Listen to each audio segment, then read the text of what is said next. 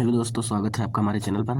तो आज हम लोग पढ़ने वाले हैं एसएससी एमटीएस का पीवाईक्यू। जैसे कि आप देख रहे हैं, इस समय एसएससी एमटीएस का पेपर भी आने वाला है, तो इस समय पीवाईक्यू पढ़ना काफ़ी इंपॉर्टेंट हो जाता है। तो चलिए आज की क्लास शुरू करते हैं।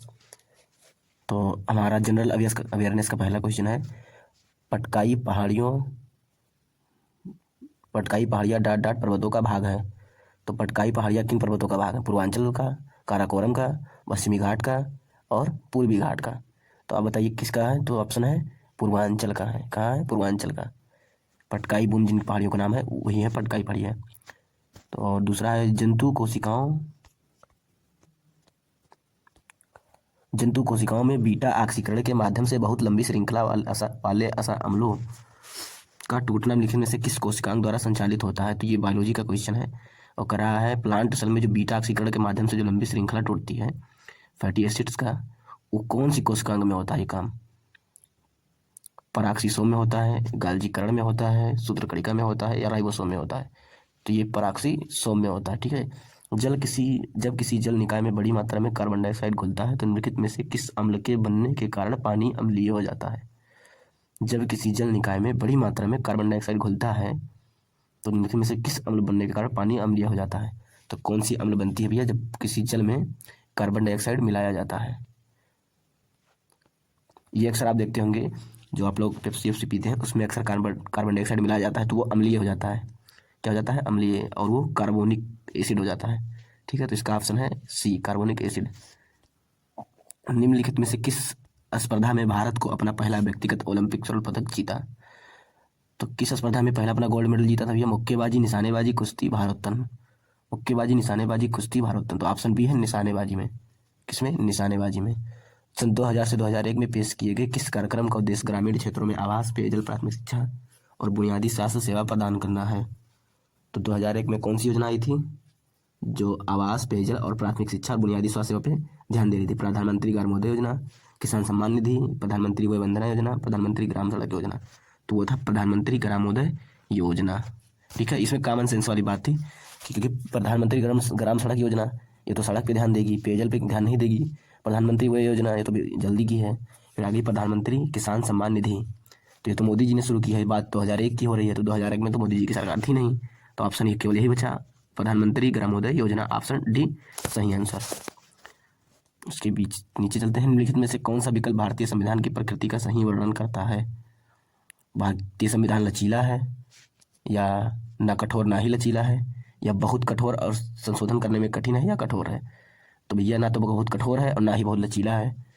ना ही बहुत कठोर है और ना ही बहुत लचीला है। हमारा संविधान क्या है? ना तो कठोर है ना लचीला है।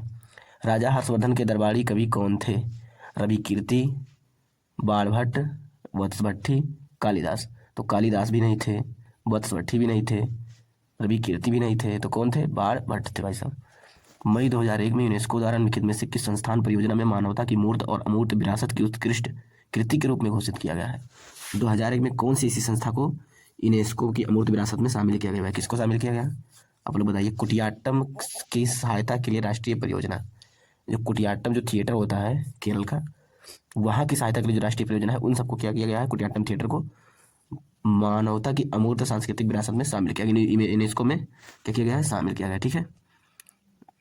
निम्नलिखित में से कौन सा वास्तुशिल्प तत्व सिंधु घाटी सभ्यता के निर्माण स्थलों से बाहर रखा गया है? जिप्सम का मोटार, लौह स्लैब, पकी हुई ईंटें, धूप में सुखाई गई ईंटें, सन ड्राइड ब्रिक्स, चिप्स का मोटार, लौह स्लैब, पकी हुई ईंटें, धूप में सुखाई गई ईंटें। निम्नलिखित में से कौन सा वास्तुशिल्प सिंधु घाटी सभ्यता के लिए निर्माण स्थलों से बाहर रखा गया है? पकी हुई ईंटें, लौह स्लैब, धूप में सुखाई गई ईंटें। लौह स्लैब, तो उस समय भाई साहब आयरन, जिप्सम नहीं था। क्या नहीं था? जिप्सम नहीं था। क्या नहीं था? लोहा, क्योंकि सिंधु घाटी सभ्यता में लोहा नहीं था। ठीक है। आत्मकथा विंग्स ऑफ फायर किस प्रसिद्ध भारतीय शख्सियत का जीवन वृत्तांत है? यानी किसका जीवन परिचय है? विंग्स ऑफ फायर नाम की एक आत्मकथा है। रतन टाटा? नहीं, गलत। किरण बेदी? गलत। अरुंधति राय? गलत। अरुंधति राय का एक बुक है गॉड ऑफ स्मॉल थिंग्स, काफी फेमस है। तो ये किसका है? एपीजे अब्दुल कलाम का है, विंग्स ऑफ फायर। ठीक है, इसका ऑप्शन डी सही है। आगे बढ़ेंगे। किस कोशिकांग में राइबोसोम आरएनए होता है और वह राइबोसोम के उत्पादन की प्रक्रिया में शामिल होता है? किस कोशिकांग में राइबोसोम आरएनए होता है और राइबोसोम के उत्पादन की प्रक्रिया में शामिल होता है? तो बताइए राइबोसोम कहाँ होता है भाई साहब? किस कोशिकांग में आरएनए होता है? आरएनए मतलब समझ रहे हैं ना? आरएनए एक मैसेंजर आरएनए होता है, ठीक है। एक डीएनए होता है, एक आरएनए होता है। तो आरएनए कई टाइप के होते हैं। तो न्यूक्लियस में होगा, न्यूक्लियोलस में होगा, इंडोप्लाज्मिक रेटिकुलम में होगा या गोल्जी में होगा? बताइए। गाल्जी काय में होगा, केंद्रिका में होगा? तो जाहिर सी बात है भाई, केंद्रिका में ही होगा, क्योंकि आरएनए है, सूचना भाई ले जाता है नई को अगली पीढ़ी में।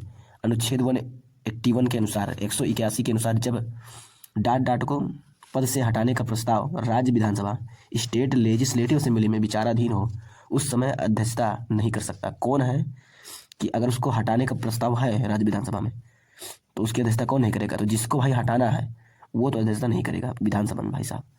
तो भाई साहब, राज्यसभा का अध्यक्ष, उपराज्यसभा का अध्यक्ष, लोकसभा अध्यक्ष, महाधिवक्ता, राज्यसभा अध्यक्ष, चेयरमैन, डिप्टी चेयरमैन, तो ये है लोकसभा अध्यक्ष, ठीक है। लोकसभा अध्यक्ष कभी भी राज्य की विधानसभा में तो अध्यक्षता नहीं करेगा, ठीक है। राग दीपक का संबंध किस प्रसिद्ध संगीतकार से है? राग दीपक का संबंध किस प्रसिद्ध संगीतकार से है? तो ऑप्शन सी, तानसेन। क्योंकि राग जो दीपक होता था, दीपक एक टाइप का राग है जिसका नाम है, एक राग है जिसका नाम है दीपक, तो तानसेन गाते थे, ठीक है।